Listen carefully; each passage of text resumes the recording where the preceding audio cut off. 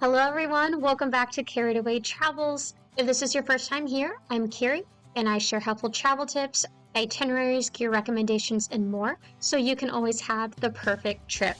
For those of you who've been here before, hi, welcome back. I'm so glad you decided to join me for another adventure, and this is one I'm really excited to share. I always say that, I know, but I mean it. Okay, this is one that's been on my list for quite some time, and so it was a lot of fun to finally actually be able to go and see that, and that is the Luray Caverns.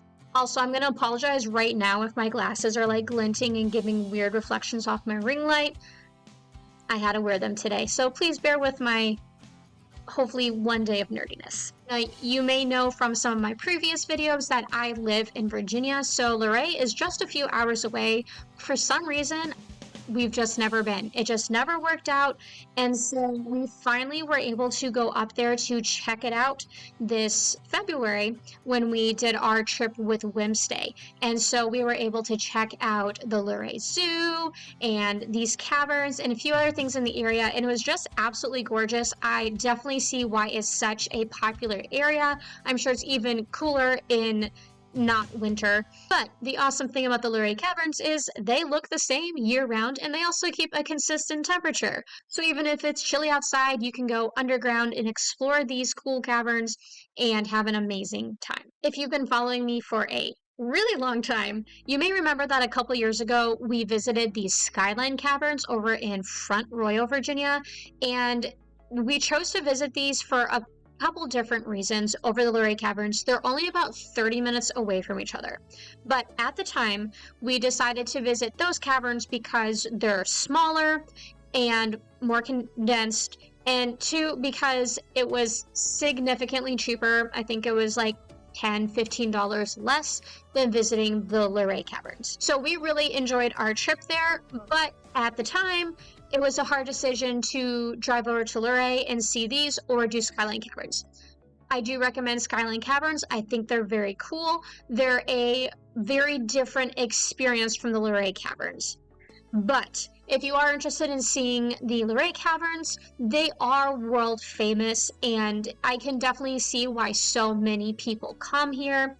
But they are a multi-hour activity, and it is going to cost you about $34 per person. But with your ticket, you get access to the caves, which take a couple of hours. It's a 1.5-mile loop.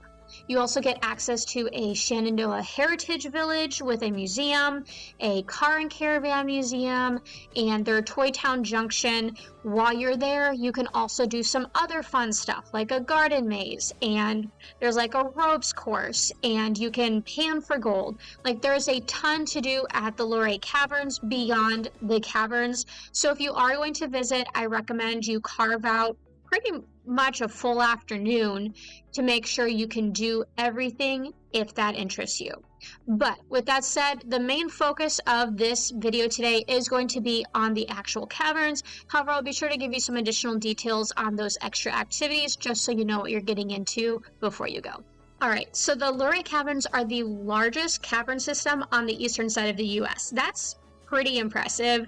They are absolutely huge. Now, not all of them are open to the public, but when you visit, you're going to go through a 1.5-mile loop. Some of the most impressive parts of these caves, you're going to visit the oldest and largest parts of the cave system, and you're going to see all sorts of really fascinating rock formations.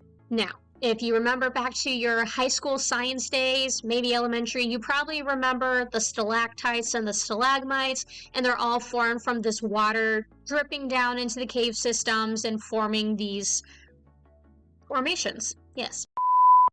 But Luray Caverns is kind of unique because it does have those standard formations, but it also has a lot of other ones that are rather unique and has made it this world-renowned place to go see these really cool formations. For those of you who are interested in technical terms, these are called speleothems, I believe. And the Luray Caverns has the stalactites and stalagmites, but they also have cascades and flowstones and columns, and these are the more rare ones that you don't always find. It really does give the whole place this kind of wonderlandish appearance with these different columns. And of course, the stalagmites and the stalactites always look like massive monster teeth to me. But then there's like waterfalls of rock formations and just all these really cool things. And they're kind of bizarre looking. And it really does feel like you stepped away from Earth as we know it and into this whole other realm. So your cave tour is going to have 19 different marked stops. Honestly, the whole 1.5-mile walk is really interesting. Like, no matter where you look, there's these different formations, there's epic drop-offs, there's things off in the distance. Like, your head's going to be on a swivel the whole time. But there are 19 specific stops that they have marked on their little guide. 3 of them are the same thing. So there's technically 17 different main things to see. However, I don't want to spoil all of it for you, so I'm just going to share a few of my favorite stops and some of the most popular ones so you can get a general idea of what to expect. Your very first stop is the Discovery Room, and this is actually the very place where the caves were discovered. They have a sign marking the entry point for the first time these caves were entered. They were discovered by a couple of brothers by the last name Campbell and other young man with the last name Stebbins. And so you can see right where they came in, as well as the very first rock formation that they discovered, and they ended up naming this the Washington Column. Things just get even cooler from there. The next room is called the Amphitheater, and this was really interesting because it's a really good example of how different minerals in the water can form different colors in the rock formation.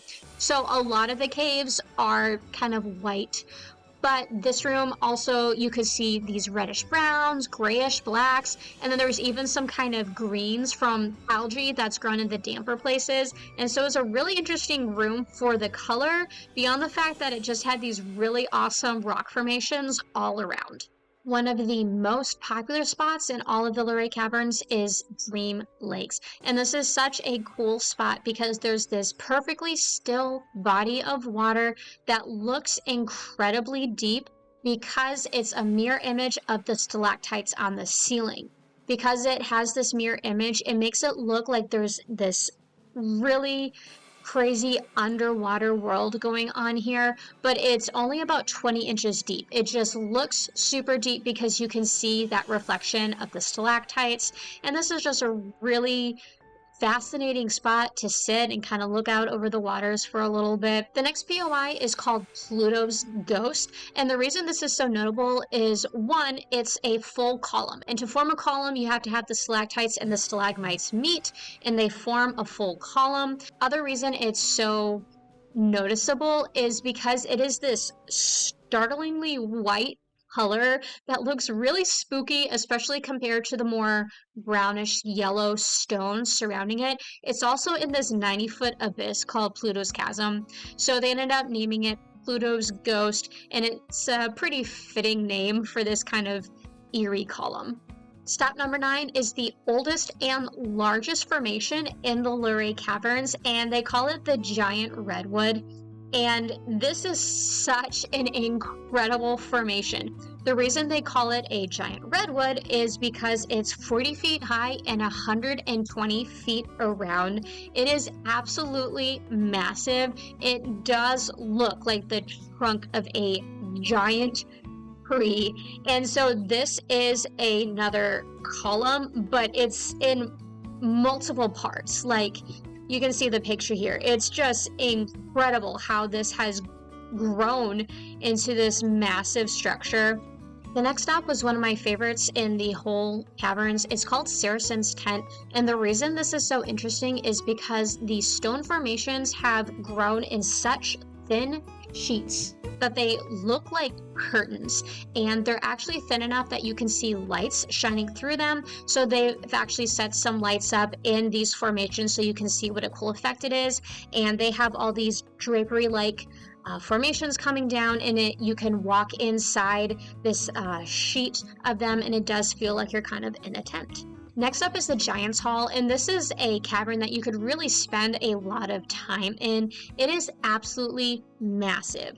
It is the deepest part of the caverns at 164 feet below the surface, and it's just an absolutely amazing spot. There are so many different formations.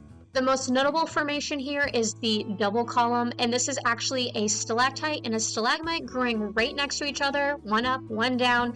They both have very unique patterns and flows to them, so they're both very distinct, but it's really interesting to see two of these huge formations just growing right next to each other. Another of the most popular spots in the Luray Caverns is the cathedral, and this is actually home to the world's largest musical instrument, the Great Stalacpipe Organ. This amazing instrument is the work of Leland Sprinkle, and he devised this really cool system where little hammers will hit the different rock formations, and based off of their size, they produce different tones. And he rigged all of this up to some wires, so they're now run through electrical impulses, and they're actually connected to an organ, so someone can sit down and play a tune on the organ, and these little hammers will hit all the right notes on the rock formations, very gently of course. However, it is also rigged up so every few minutes it goes off automatically so visitors can hear a little tune playing through the caverns, and it is a very interesting experience. The music is kind of haunting, it's kind of echoey in there, but that is definitely worth stopping, and if you've just missed the last show, I highly recommend you wait for the next one.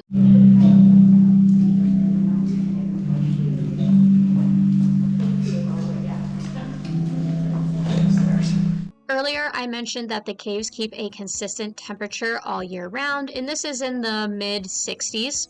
And this next point of interest is called Morrison's Hall. And what's so notable about it is that a building called the Lemaire Sanatorium was built directly above this cavern, and they actually developed a fan system to pull the cool air out of this cavern and into the house, creating the first air-conditioned house in the United States. Now, that particular building no longer exists, but that was pretty impressive for the early 1900s. And the final stretch of the tour is called Stebbins Avenue. This was named for one of the three discoverers of the caves, Benton Stebbins, and this is just a very fascinating final path. There's a lot of formations very, very close to the path. There's some more shallow lakes.